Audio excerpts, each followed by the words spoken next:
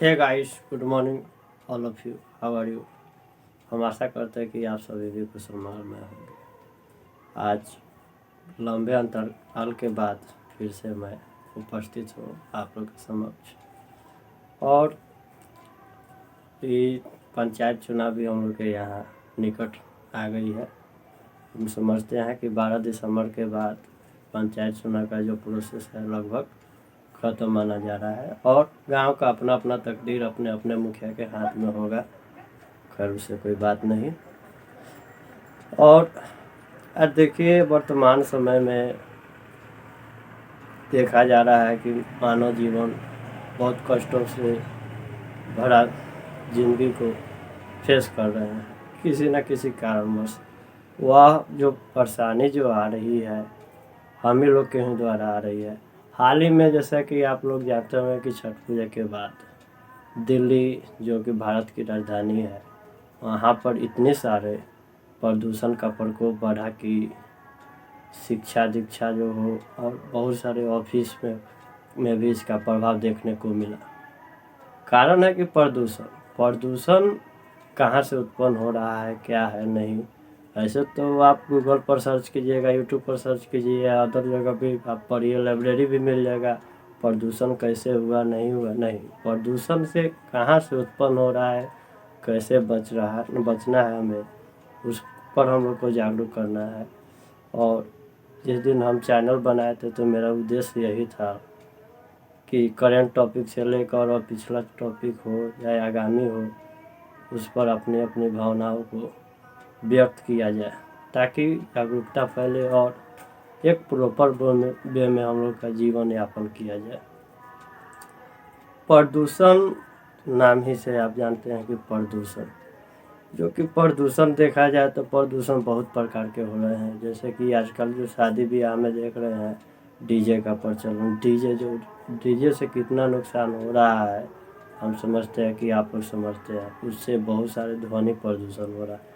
और जो कल कारखाने से जो वेस्ट मटेरियल निकल रहे हैं उससे देखिएगा कि जल प्रदूषण हो रहा है, वायु प्रदूषण हो रहा है और आकाश प्रदूषण, मतलब बहुत सारे प्रदूषण का हम कितना नाम ले रहे, बहुत सारे लगभग है। और कहीं ना कहीं हम लोग विकास की ओर जा रहे हैं। जैसे कि आप जान रहे हैं कि शहरीकरण के नाम पर हम लोग अपने आप को गर्त में ढकेल रहे हैं। इस देखिए, शहरीकरण के नाम पर जो विकसित हो रहे हैं, हम लोग किसे विकसित कर रहे हैं, किसको विकसित कर रहे हैं। विकसित का ये तो मतलब नहीं, विकास का यह मतलब नहीं कि जो भी है नेचुरल थिंग्स है, नेचर जो हमें प्रोवाइड की है, ऑक्सीजन, पेड़, प्लांट और अदर थिंग्स, उसको तो डिस्ट्रॉय नहीं ना करना है। विकास करने का मतलब इट मीन्स सस्टेनेबल डेवलपमेंट, ऐसा डेवलपमेंट जिससे कि हम विकास भी करें और हमारे जो नेचर से गॉड गिफ्टेड है वो भी बना रहे। और सोचिए ज़रा, पेड़ नहीं रहे, ऑक्सीजन ना मिले, तब मानव जीवन कितना कठिन होगा। मानव जीवन क्या, अदर पृथ्वी पर, सृष्टि पर क्या इसका इफेक्ट पड़ेगा। आज शहरीकरण के नाम पर हम लोग हज़ारों की संख्या में जंगलों की कटाई, पेड़ों की कटाई कर रहे हैं, लेकिन उसके एवज में हम लोग एक पेड़ भी नहीं लगा रहे हैं। हम लोग हाल ही में देखे जो कि कोरोना का जो दूसरी लहर आया, उसमें ऑक्सीजन की एफिशिएंसी के कारण हज़ारों जान गए, फिर भी हम लोग सजग नहीं हुए। क्या कारण? खैर अपनी अपनी मानसिकता है, क्या कहा जाए। हम इसी के तरह अपने भावनाओं को प्रयास कर रहे हैं कहने का। खैर छोड़िए, आज का जो टॉपिक है प्रदूषण क्यों उत्पन्न हो रहा है, प्रदूषण जो है कहाँ से उत्पन्न हो रहा है, उस पर हम लोग चलते हैं, नज़र डालते हैं। प्रदूषण हमारे द्वारा किए गए जो विकास की दिशा में किए गए कामों के दौरान ही हो रहा है।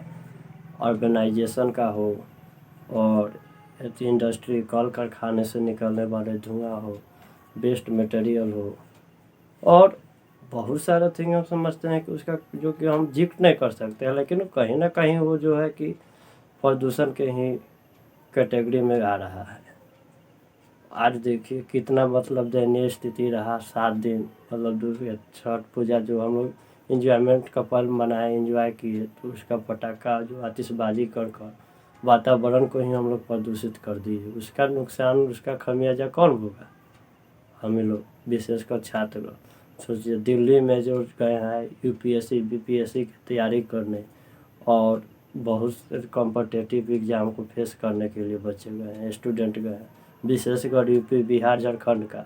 और वहाँ पर जाने के बाद उनको पता चलता है कि 7 दिन तक कॉलेज या क्लास जो भी है कि बंद रहे। तो समझ सकते हैं कि कितना क्षति हो रहा होगा विद्यार्थी का। क्या कारण रहा? वही हम लोग का जो ना समझदारी है, इसे ना कहा जाए। प्रदूषण जो हो रहा है उसको हम लोग को थिंकिंग करना चाहिए। खैर दिल्ली गवर्नमेंट तो अपना डे बाय डे कुछ ना कुछ अपना नियम लागू करती है, लेकिन उसका तो इम्प्लीमेंट करना तो पब्लिक को काम है। पब्लिक जब तक ले अपने आप को नहीं चाहेगी कि क्या करना नहीं करना, तब तक गवर्नमेंट कोई भी एक्शन ले उसको तो कोई बेनिफिट नहीं होगा। आज का जो दशक है, इतना ज़रूरत से ज़्यादा रोड पर देखिए ट्रैफिक मिल रहा है। प्रदूषण जो हो रहा है, प्रॉपर वे में प्रदूषण, किसी गाड़ी ऐसा भी है जो कि प्रदूषण उसका फेल है फिर भी चल रहा है सड़क पर, उसका कोई मतलब प्रॉपर निगरानी नहीं है। और हमें चाहिए कि प्रदूषण से बचने के लिए बहुत सारे पास अदर रिसोर्स भी है, लेकिन हमको उसको यूटिलाइज करना है।